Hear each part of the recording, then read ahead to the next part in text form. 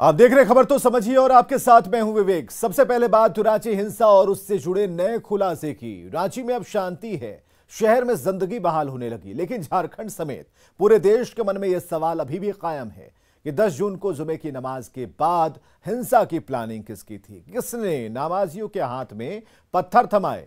रांची की शांति किसने छीनी? जाहिर है समय के साथ अब परतें खुल रही हैं और इसी बीच रांची हिंसा पर सबसे बड़ा खुलासा भी सामने आया। रिपोर्ट देखिए फिर समझिए। रांची में अब शांति शांति है। एक सन्नाटे के बाद अब सड़कों पर चहल पहल है। इंटरनेट सेवा के साथ साथ शांति बहाल हो चुकी है। लेकिन 10 जून को रांची की सड़कों पर जो बलवा हुआ, उसके हर छेद को बारीकी से देखा जा रहा है। हंगामे के 3 दिन बाद एफएसएल की टीम हथौड़ी, पिलास और पेचकस के साथ उस पोल पर पहुंची जिसे बलवाइयों की गोली ने ऐसा छेद किया था कि समाज सहम गया था।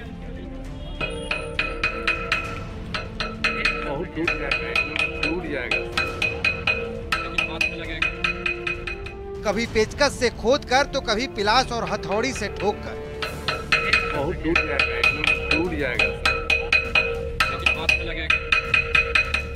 कड़ी मशक्कत के बाद आखिरकार बिजली के खंभे में फंसी गोली को निकाल लिया गया।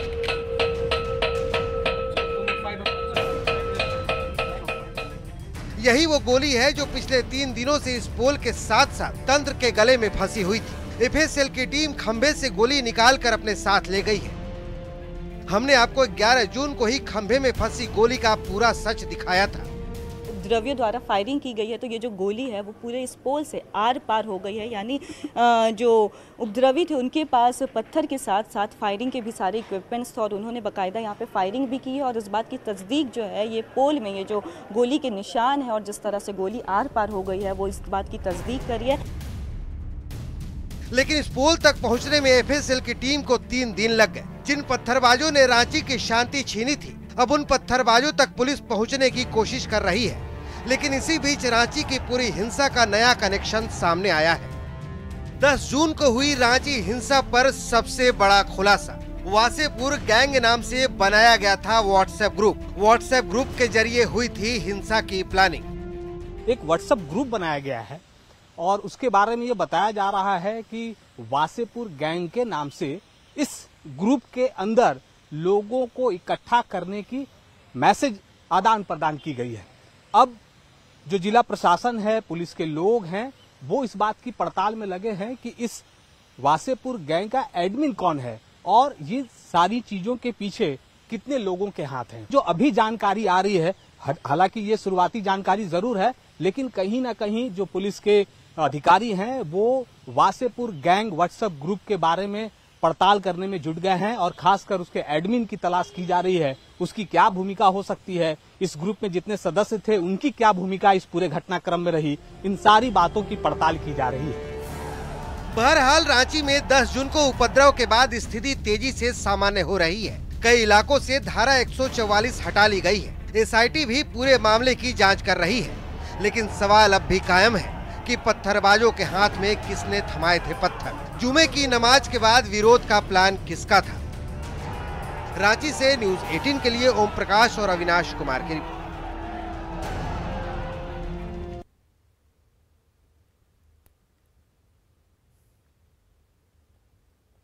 तो रांची में हुई इस हिंसा पर राज्यपाल रमेश बैस ने प्रशासनिक अधिकारियों को तलब किया है और 10 जून और उसके बाद की घटनाओं पर पूरी जानकारी मांगी है। इस दौरान पुलिस महानिदेशक, अपर पुलिस महानिदेशक, रांची के उपायुक्त और वरीय पुलिस अधीक्षक मौजूद रहे।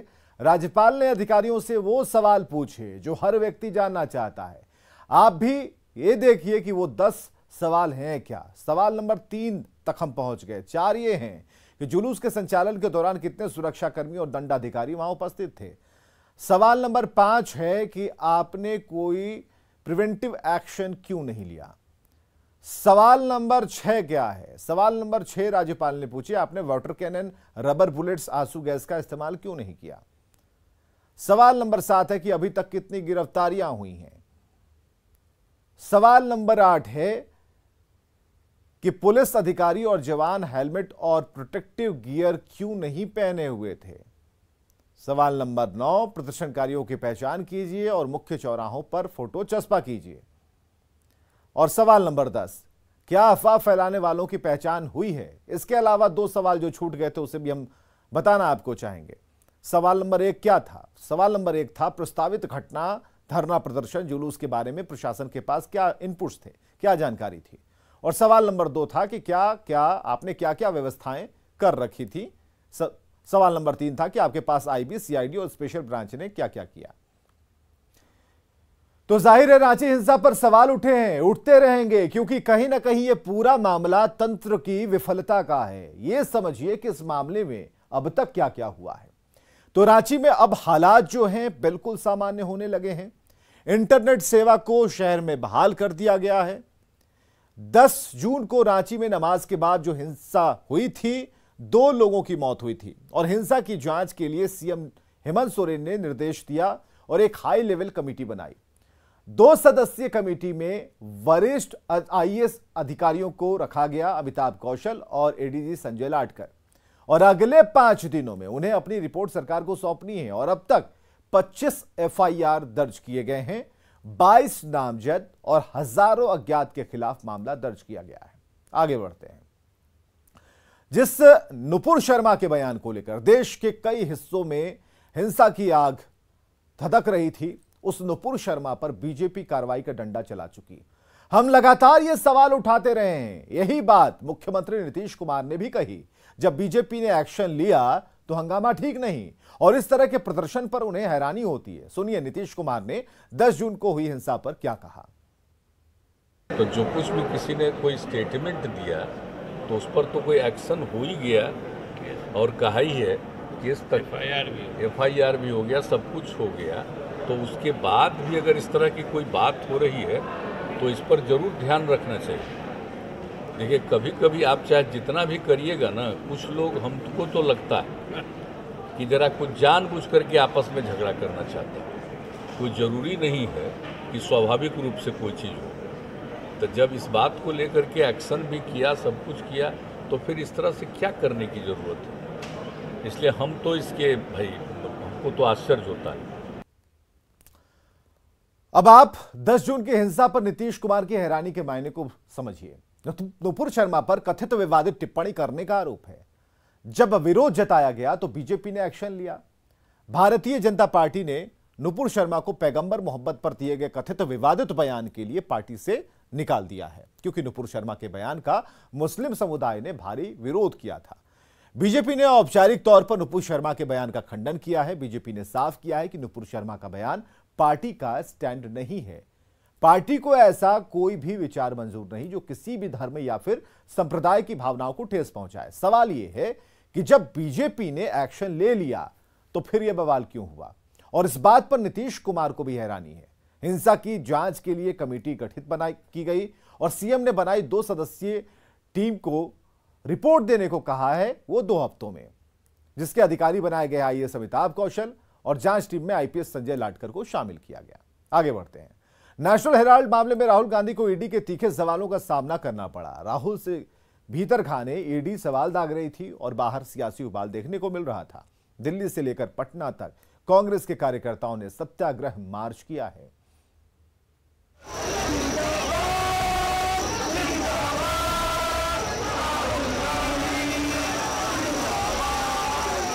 ईडी के सवालों का सामना करने से पहले सुबह करीब 11 बजे राहुल गांधी कांग्रेस ऑफिस मुख्यालय पहुंचे।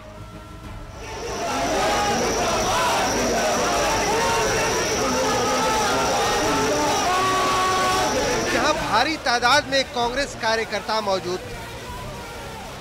कार्यकर्ताओं ने राहुल के समर्थन में जमकर नारे लगाए।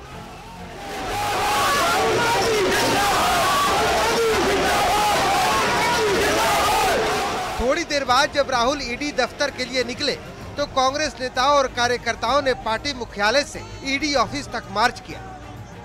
राहुल के साथ गए नेताओं को पुलिस ने ईडी ऑफिस से 1 किलोमीटर पहले ही रोक दिया।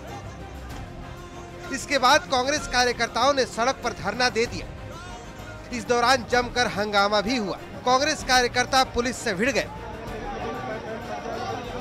कई नेताओं को पुलिस ने हिरासत में ले लिया।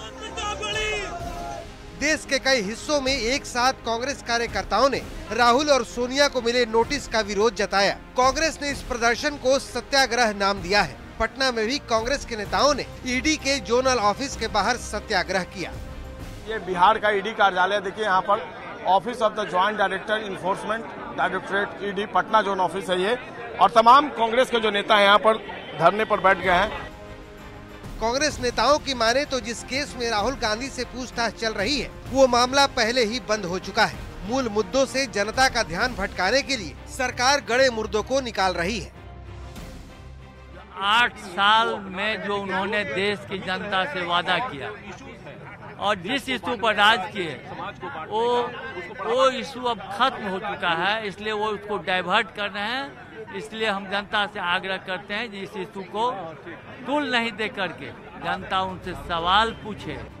दरअसल नेशनल हेराल्ड मामले में गांधी परिवार पर 55 करोड़ की हेराफेरी का आरोप है। बीजेपी नेता सुब्रमण्यम स्वामी की याचिका पर ये केस बना है। सुब्रमण्यम स्वामी ने ही सोनिया गांधी और राहुल गांधी पर केस दर्ज कराया था। इस केस में मोतीलाल वोरा, ऑस्कर फर्नांडिस, सुमन दुबे और सैम पित्रोदा भी आरोपी बनाए गए हैं। 1 अगस्त 2014 को ईडी ने मनी लॉन्ड्रिंग का केस दर्ज किया था। 9 दिसंबर 2015 को ट्रायल कोर्ट ने दोनों को जमानत दे दी थी। 9 सितंबर 2018 को सुप्रीम कोर्ट ने जांच जारी रखने की बात कही थी। मई 2019 में केस से जुड़ी 64 करोड़ की संपत्ति जब्त की गई थी। पटना से न्यूज 18 के लिए संजय कुमार की रिपोर्ट। अब आप समझिए कि क्या है national Herald case. National Herald समाचार पत्र आजादी के पहले का अखबार है और इस अखबार की शुरुआत देश के पहले प्रधानमंत्री जवाहरलाल नेहरू ने 1938 में की थी। साल 2008 में कांग्रेस की अगुवाई में जब यूपीए सत्ता में थी तो अखबार का प्रकाशन बंद हो गया। वजह यह बताया गया कि कंपनी वित्तीय घाटे में है और अखबार संचालन के खर्चे नहीं उठा पा रही। 2010 में इस कंपनी के 1057 तकरीबन 1057 शेयर होल्डर्स थे। 2011 में घाटे में चल रही इस कंपनी के होल्डिंग यंग इंडिया लिमिटेड को ट्रांसफर कर दिए गए। अब यंग इंडिया लिमिटेड एक कंपनी है, उसकी शुरुआत साल 2010 में हुई। राहुल गांधी तब कांग्रेस के महासचिव थे, वही इस कंपनी के डायरेक्टर भी बने थे। तो यंग इंडिया लिमिटेड कंपनी की स्थापना 5 लाख रुपए से की गई थी और इस कंपनी का 38% शेयर राहुल गांधी के पास था। 38% शेयर उनकी मां सोनिया गांधी के पास, बाकी के 24% शेयर कांग्रेस नेता मोतीलाल वोरा, ऑस्कर फर्नांडिस, पत्रकार सुमन दुबे और कांग्रेस नेता सैम पित्रोदा के पास थे। मोतीलाल वोरा और ऑस्कर फर्नांडिस का निधन हो चुका है। नेशनल हेराल्ड मामला 2012 में फिर सामने आया। गलत तरीके से एसोसिएटेड जर्नल्स लिमिटेड के अधिग्रहण का आरोप लगा। यंग इंडिया लिमिटेड के जरिए एजेएल के अधिग्रहण का आरोप लगा और बीजेपी नेता सुब्रमण्यम स्वामी की याचिका पर यह केस बना। सोनिया गांधी, राहुल गांधी पर यह मामला दर्ज कराया गया था। सुब्रमण्यम स्वामी ने गांधी परिवार पर 55 करोड़ की हेराफेरी का आरोप लगाया। 1 अगस्त 2014 की तारीख जब ईडी ने मनी लॉन्ड्रिंग का केस दर्ज किया। 13 जून को ईडी ने एक साथ कई घंटे तक राहुल गांधी के साथ पूछताछ की और इस वक्त सोनिया गांधी कोरोना से पीड़ित हैं, उनसे भी पूछताछ होगी। आगे बढ़ते हैं। मुख्यमंत्री नीतीश कुमार ने बख्तियारपुर में सीढ़ी घाट का निरीक्षण किया है। गंगा को घाट के किनारे लाने की कवायद हो रही है। मुख्यमंत्री ने घोसवरी जाकर निर्माण कार्य को देखा।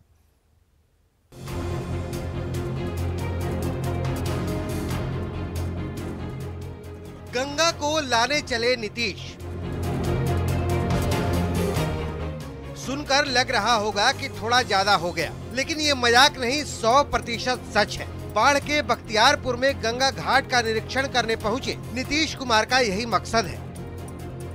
दरअसल बाढ़ बख्तियारपुर में गंगा जी की धारा घाटों से काफी दूर हो गई है। जिन घाटों के किनारे कभी नीतीश कुमार गंगा जी में डुबकी लगाया करते थे, अब गंगा जी वहां से काफी दूर चली गई हैं। आपको हम पीछे तस्वीर दिखा रहे हैं नीतीश कुमार जिस घाट से नीचे आ रहे हैं। बचपन में इन्हीं घाटों पे गंगा नदी बगल से गुजरा करती थी, जहां पे नीतीश कुमार स्नान करने आते हैं। कई बार उन्होंने इस बात का जिक्र भी किया और एक बार फिर से गंगा जो किनारे से काफी दूर हो गई थी, गंगा को नजदीक लाने के लिए, घाट के नजदीक लाने के लिए कवायद की जा रही है और इस वक्त मुख्यमंत्री नीतीश कुमार आज खुद इसका निरीक्षण करने पहुंचे हैं। मुख्यमंत्री नीतीश कुमार ने बख्तियारपुर और अथमल गोला प्रखंड के घुसवारी घाट, ठाकुरबाड़ी, सीढ़ी घाट, मुक्तिधाम घाट होते हुए रामनगर घाट तक पुरानी गंगा नदी की उपधारा को पुनर्जीवित और पुनर्स्थापित करने की योजना का उद्घाटन किया। 30-40 साल पहले जहां पर गंगा की धारा बहा करती थी, जल संसाधन विभाग ने अपने भागीरथ प्रयास से फिर से वहीं लाने की कोशिश की है। रिकॉर्ड टाइम में ये गंगा नदी बहुत ही 30-40 साल पहले यहाँ से गुजरती थी। ओल्ड चैनल है ये, उसी को हम लोगों ने रिवाइव किया है और आज मुख्यमंत्री जी आए और गंगा जी भी आज पूरा यहाँ से लेके बख्तियारपुर रामनगर तक पूरा ये चैनल एक्टिवेट हो गया। तो ये पूरा गंगा जी का पानी 12 महीने गंगा जी का पानी रहेगा, गंगा जी रहेंगी यहाँ पर। गंगा जल को पाइप के जरिए कई जिलों तक पहुंचाने की कवायद तो पहले से ही चल रही है। अब गंगा को घाटों के नजदीक लाने की कोशिश में भी सीएम नीतीश कुमार जुट चुके हैं। न्यूज़ 18 के लिए बाढ़ बख्तियारपुर से संवाददाता आनंद अमृतराज की रिपोर्ट। न्यूज़ 18 इंडिया ने टीआरपी के ताजा आंकड़ों में आज तक को पीछे कर दिया है। खबरों की तेज रफ्तार, मुद्दों पर जबरदस्त पकड़ और देश के सबसे अनुभवी चेहरों की बदौलत न्यूज़ 18 इंडिया ने आज तक से बाजी मारी है। ब्रेकिंग न्यूज, ग्राउंड रिपोर्ट, मुद्दों पर बहस हो या फिर देश विदेश की खबरों का संतुलित आकलन, न्यूज़ 18 इंडिया हर कसौटी पर खरा उतरा है। निष्पक्ष और सटीक खबरों का दूसरा नाम है न्यूज़ 18 इंडिया।